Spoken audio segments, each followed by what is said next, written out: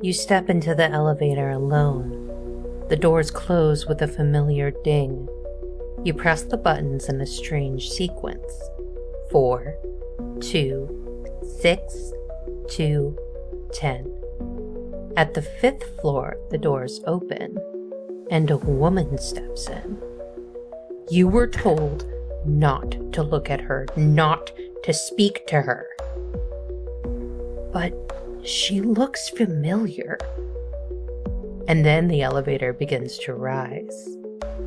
You were supposed to be going down. Welcome to Hauntings and Happenings, the podcast where folklore meets fear and mystery walks the line between real and imagined. I'm your host, Kasey, and today we're diving into one of the internet's most infamous rituals, the elevator game. This eerie challenge has haunted digital corners of Reddit, crept through creepypasta forums, and found new life on TikTok and YouTube. Originating in South Korea and passed from player to player through whispered warnings and viral videos, the elevator game promises something irresistible.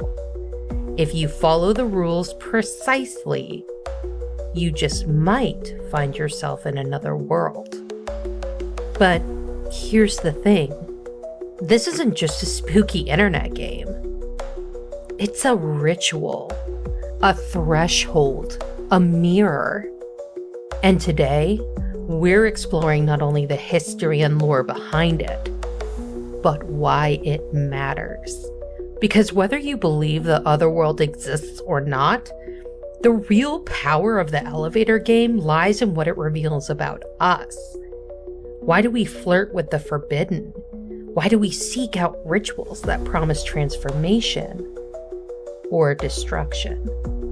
And what is it about elevators, of all things, that makes them feel like a gateway to something else? We'll be approaching this story from two angles: the psychological pull of liminal spaces and forbidden rituals, and the sociological role of the elevator game as a piece of digital folklore, a ritual born on the internet, performed for the algorithm, and passed on like a virtual ghost story. But first, let's talk about the moment this ritual crossed from online legend into real-world infamy. In the article, What is the Elevator Game? Rules and History of an Alleged Gateway to Another World by Elevators.com, the author notes that rules of the game began circulating online after the death of Elisa Lam. Lam's body was found in the rooftop water tank of the Cecil Hotel in Los Angeles in 2013. Days before, elevator security footage showed her behaving strangely, pressing buttons in odd patterns, peering around the hallway, and making panic gestures as if trying to escape something unseen. The footage went viral, and with it, so did the elevator game. Some speculated that Lam had been playing the game herself. Now, whether that's true or not, it injected the ritual with new life and new fear. So now, let's press the first button. The doors are closing. Let's go for a ride. Before we can understand why this ritual holds such terrifying power, we need to start at the beginning, especially for those of you hearing about it for the first time. The elevator game is an urban legend and ritual challenge that supposedly allows players to travel to another dimension using nothing more than an elevator. It's said to have originated in South Korea, although, like many digital myths, its exact birth is hard to pin down. In the elevator game, A Complete History of the Legend by Lucia Peters for The Ghost in My Machine, she notes the game's exact origins are unknown, but the earliest known English language post detailing the elevator game's instructions appeared on Reddit around 2014, and a Korean forum entry predates it by a few years. Here's how you play. You must be alone. No one else can be in the elevator with you when you begin. The building must have at least 10 floors. You begin on the first floor. Press the following floor buttons in this exact order: 4, 2, 6, 2, 10, 5. When you reach the 5th floor, things may change. A woman might enter the elevator, and you are warned, do not speak to her and do not look at her. Even if she says your name and even if she cries, you must ignore her. Then you press the 1st floor button. If instead of going down, the elevator goes up, heading to the 10th floor, you've done it. You've activated the game. And if you choose to step off at the 10th floor, it's said you'll find yourself in what players call the other world. According to the blog Silence of the Night in their article, The Elevator Game Entrance to the Other World, this place is silent and desolate.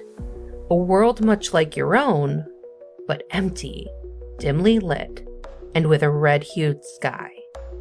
The electricity may feel off.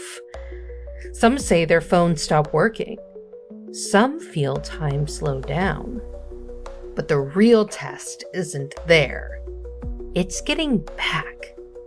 To return to our world, you must enter the same elevator, press the same combination of floors in the exact reverse order, and hope that you land safely back on the 1st floor. If the elevator takes you up instead, you may have failed and be trapped. Some versions say you lose your memory if you stay too long. Others claim that if you speak to the woman, she will keep you. There are countless variations, retellings, and rituals. Some players insist there are hidden signs in the other world that mark your way back, like symbols, lights, or familiar objects turn strange.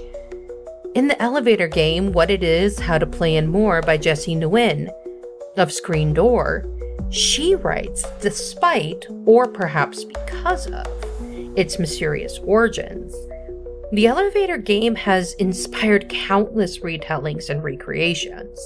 It lives at the intersection of storytelling, ritual, and performance. It became popular on Reddit, then spread to YouTube where people filmed themselves attempting it, many editing in eerie effects to add to the mythos. On TikTok, the game has been recreated dramatically, with users role-playing the rules or acting out their otherworld experiences. In short, the elevator game is a ritual, a story, and a performance, made for the internet and shaped by fear. And like all good urban legends, it comes with rules you're not supposed to break, and consequences that no one can quite explain. So now that you know how the game is played, let's ask the bigger question. Why does this game exist at all? Now that we've talked through the steps of the elevator game, let's ask the deeper question. Why would anyone want to play this at all? What is it about this ritual, its strict rules, its forbidden elements, its ghostly warnings, that draws people in? To understand that, we have to step into a different kind of threshold.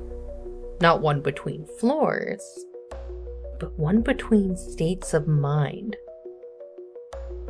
Liminal comes from the Latin limen, meaning threshold. It's a space that isn't one thing or another. Not here, not there, just between. In her article, Why Do Liminal Spaces Feel So Unsettling Yet So Far?, journalist Alia Hoyt explains liminal spaces are transitional or transformative spaces that are neither here nor there. Thresholds we pass through from one area to another. We've all experienced them. Long hallways and empty schools after dark, stairwells where our footsteps echo too loudly, or deserted hotel lobbies at night. They are places meant to be passed through. But when you linger, something shifts. They feel off, dreamlike, maybe even dangerous.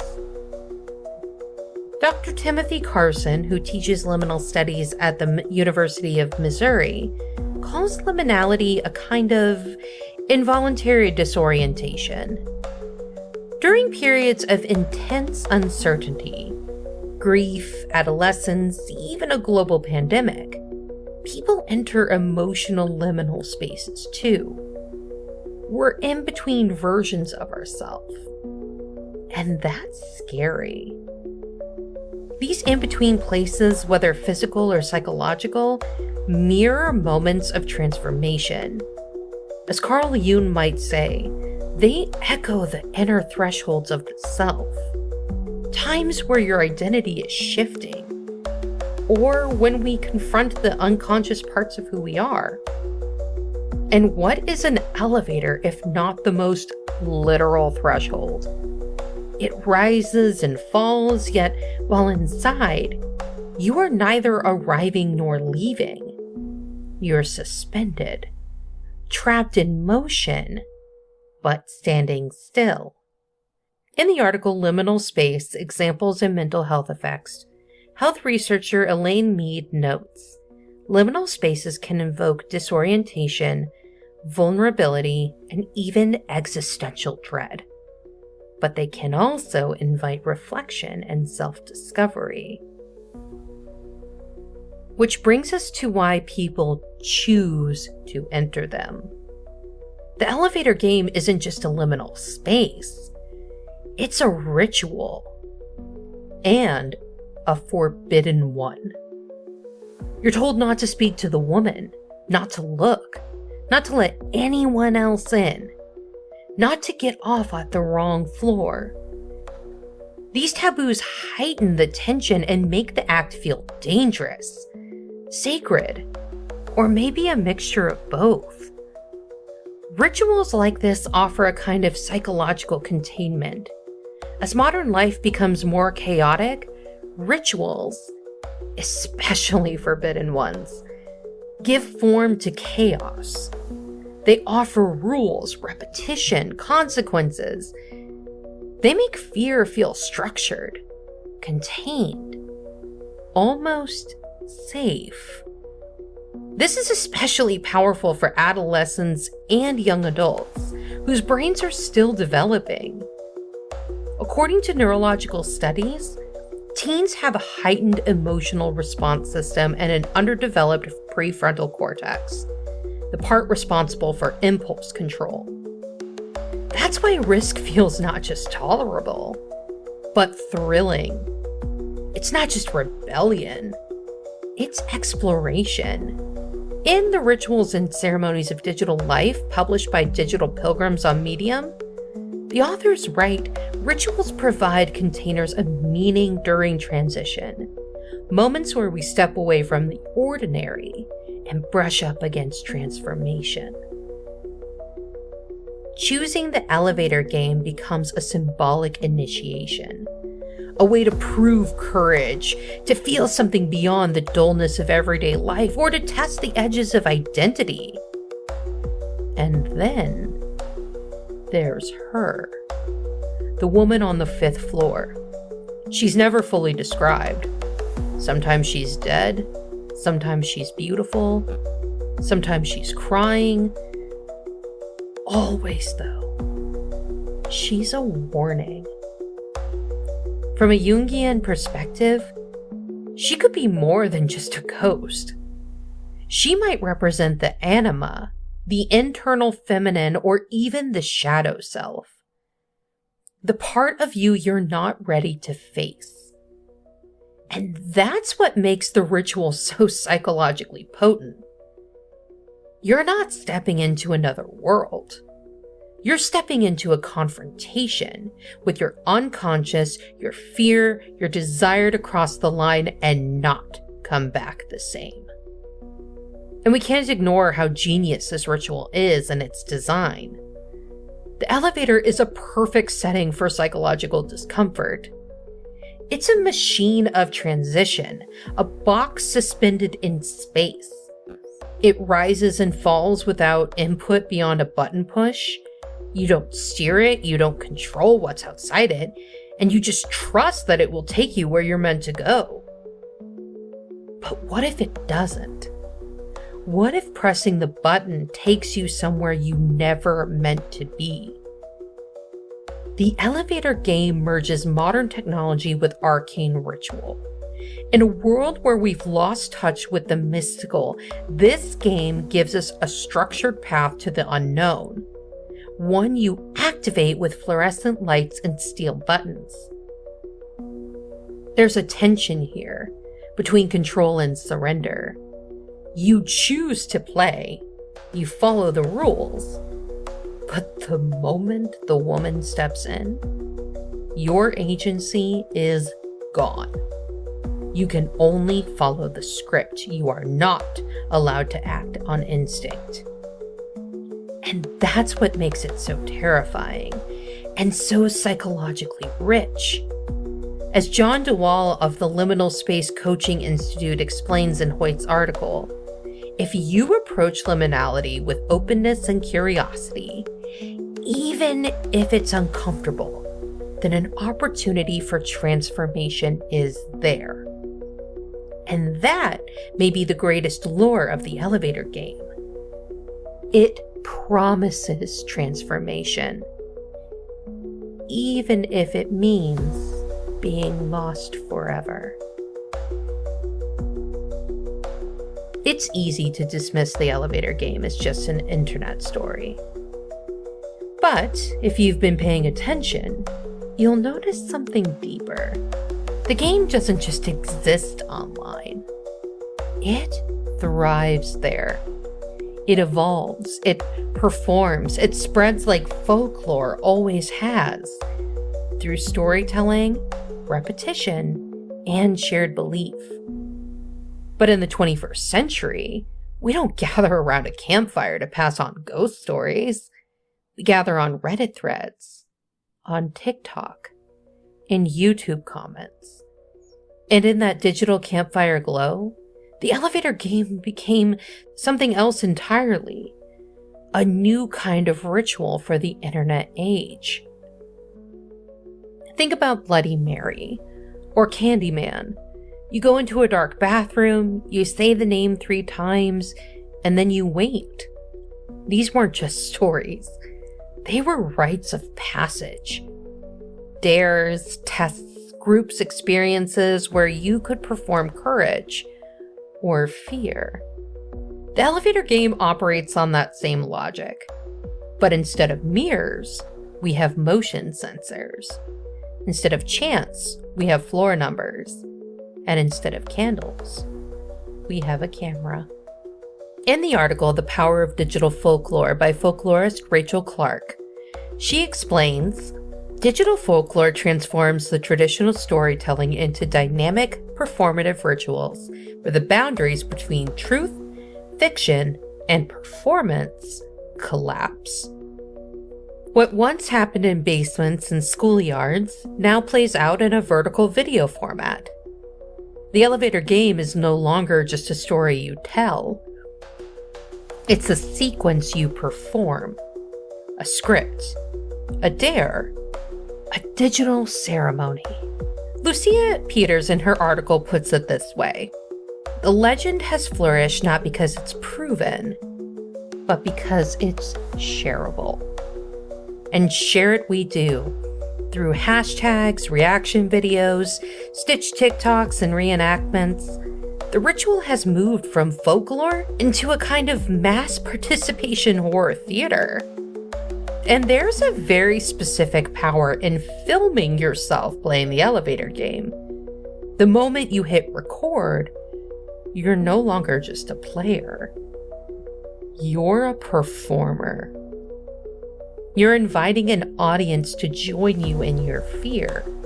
And one common TikTok trend Users film themselves nervously hitting the buttons, then freeze as the elevator doors open at the 5th floor. Some gasp, others glance around in faux terror. Sometimes they overlay eerie sound effects. Static, whispers, slow heartbeats. It's part horror, part improv theater, and all ritual. In the article, What Are Rituals and How Do They Help Online Communities from Guild.com, the authors write, rituals help create belonging, structure, and shared emotional experience. In online communities, they become vital tools for connection. The elevator game becomes a social experience, not because everyone believes in it, but because everyone reacts to it. Some play it for real, others comment, speculate, and debunk. But they're all part of myth-making. And what's especially chilling is that truth becomes secondary. What matters most is the performance of belief, the suspense, the ritual, the what if. And in a strange way, the algorithm becomes the new oracle. It rewards content that triggers fear, wonder, or curiosity. The more views, likes, and shares a version gets, the more it spreads, and the more real it feels.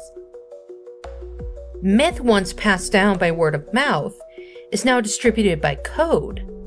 Just like kids once lit candles and whispered names into mirrors, today's players press buttons and stare into elevator doorways, filming themselves for the algorithm to watch. Now, it's also worth noting, this game didn't come out of nowhere. Its roots lie in Korea and Japanese horror traditions, where elevators, abandoned floors, and long-haired female ghosts are common supernatural motifs. But as the game spread, it began to absorb global fears and cultural archetypes.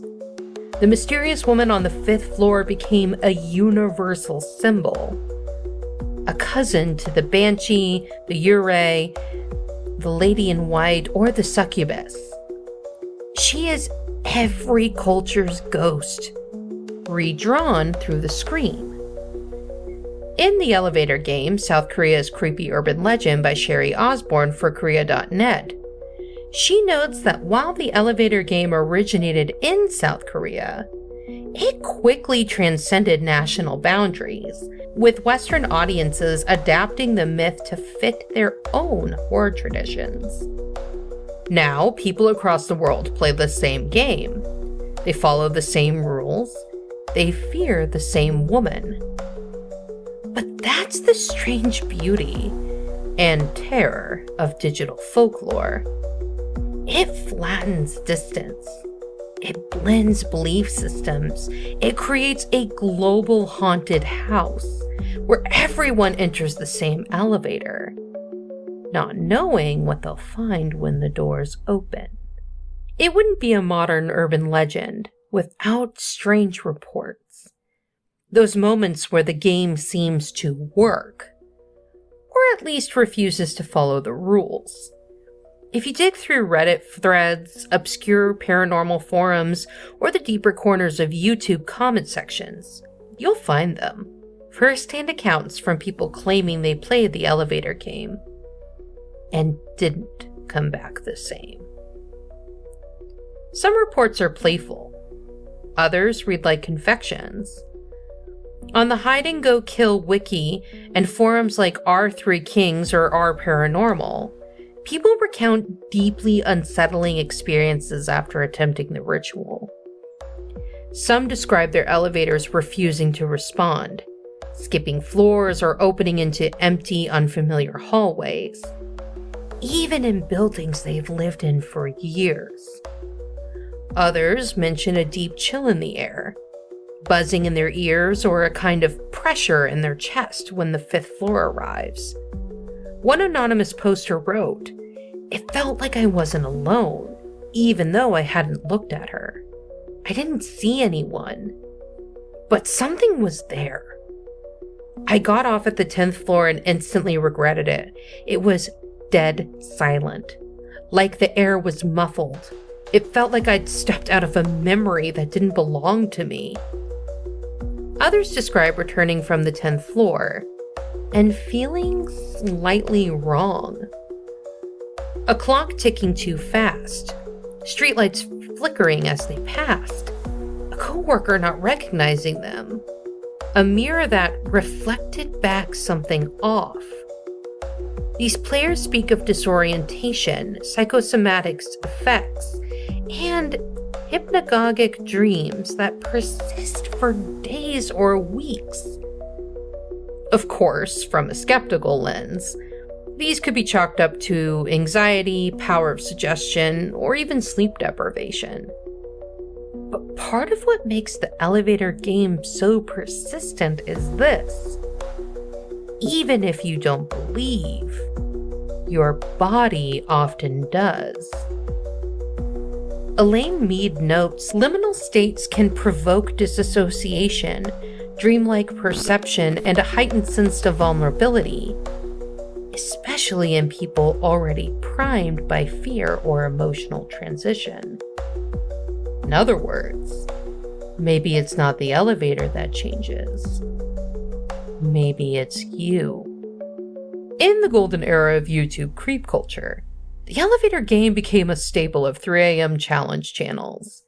Creators like I'm J Station, NNA Productions, and Dark Corners filmed themselves playing the ritual, sometimes alone, sometimes with friends, always late at night. Yes, many of these videos are obviously dramatized. Doors slam on cue, shadows pass the frame. But that doesn't explain the subtler ones. Unedited videos where the elevator buttons light up out of sequence, or where the elevator stalls at floor 5 for minutes at a time. In one viral clip, a creator sits quietly, waiting to hit the 5th floor.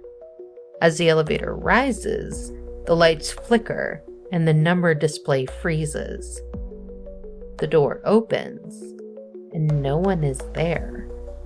But the player suddenly breathes heavily, turns pale, and hits the 1st floor in a panic, refusing to speak for the rest of the video. These recordings aren't scary because of what happens. They're scary because nothing happens. And yet the tension is unbearable. In the horror game from Horror Buzz, the author notes that the game's brilliance is in its economy. An empty elevator becomes a crucible for psychological dread. On TikTok, the elevator game found a younger, faster audience. Hashtags like #elevatorgame, 10th floor challenge, and 5th floor woman now showcase hundreds of versions. Some comedic, some cinematic. One trend involves filming the moment the 5th floor arrives, while players deliberately avert their eyes and tremble. The woman never appears, but it doesn't matter. Their performance of fear is the ritual itself. Of all stories tied to the elevator game, none is more infamous or more controversial than the tragic death of Elisa Lam. In 2013, Lam, a 21-year-old student from Canada, disappeared while staying at the Cecil Hotel in Los Angeles. 19 days later, her body was discovered in a sealed rooftop water tank. The internet became obsessed with the case, especially after the LAPD released surveillance footage from the hotel's elevator. In the video, Lam steps in and out of the elevator repeatedly. She presses multiple buttons in quick succession. She peeks around the corner. She waves her hands in strange patterns, and at one point, she hides in the corner as if trying to escape something unseen. The video is hard to watch. It's haunting and unsettling, and strangely familiar.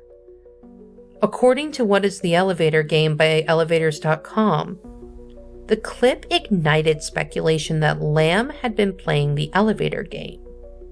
rules of the game began circulating online after the death of Elisa Lam. The similarities between her behavior and the game's steps were too eerie to ignore for many. And yet, we must be careful. Lam had a well-documented history of bipolar disorder, and her autopsy confirmed she had stopped taking her medication.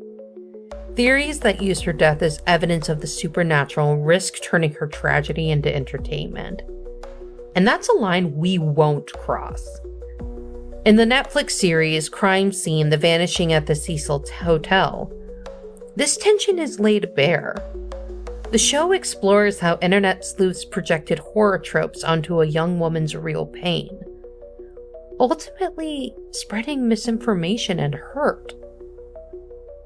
So yes, the elevator game entered mainstream consciousness because of that viral clip.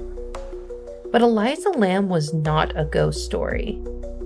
She was a human being. And respecting that line is part of how we honor the truth behind the myth. From eerie glitches to unexplainable sensations, the elevator game lives on not because it's real in the traditional sense, but because it feels real. Because it allows us to tell stories about fear, about thresholds, and about what happens when we press buttons that we shouldn't. We've walked through the ritual. We've explored the psychology, the folklore, the footage, the fear. But let's be honest, most people don't play the elevator game because they want to go anywhere. They play it because they want to feel something. The pulse of dread when the 5th floor dings. The rush of silence when the doors open. The possibility, no matter how remote, that this time the rules might work. The elevator game isn't really about traveling to another world. It's about brushing up against the idea that another world could be right there, behind a pair of steel doors, waiting for someone brave or foolish enough to press the buttons. In an age of Google Maps, facial recognition, and 24-hour surveillance, where every mystery has an answer and every moment is uploaded before it even ends, the idea that a hidden door might still exist, that you could vanish without explanation through nothing more than an elevator and a set of secret instructions, it's intoxicating. In Digital Storytelling and Online Folklore from Fiveable, the authors explain the internet didn't kill folklore, it revived it, turning urban legends into participatory rituals and myths into memes with staying power. The elevator game is part of that revival. A ritual for a digital generation, a dare not just to test reality, but to reclaim mystery. Because we crave that mystery. Not just the fear, but the feeling of being on the edge of something unspeakable. We crave stories that let us pretend, even briefly, that the world hasn't been fully explained. That something strange could still happen. That the rules could still break. That a door could open somewhere we weren't expecting. So maybe that's the power of the elevator game. Not that it takes you somewhere else, but that it reminds you you still want to go. So let me ask you this, listener. The next time you step into an elevator, when the door slides shut and for just a moment you're suspended between floors, between here and there, between light and shadow, what if you weren't alone after all? Thank you for joining us on today's journey into the unknown. If you enjoyed this episode of Hauntings and Happenings, don't forget to subscribe, leave a review, and share it with fellow seekers of the strange. Got a story, theory, or a haunted hotspot you want us to explore? Reach out to us at our email, hauntingsandhappenings@gmail.com, and you might just hear it in a future episode. Remember, the world is full of mysteries waiting to be uncovered, and together, we'll keep searching. Until next time, stay curious, stay cautious, stay spooky, and of course, keep it weird.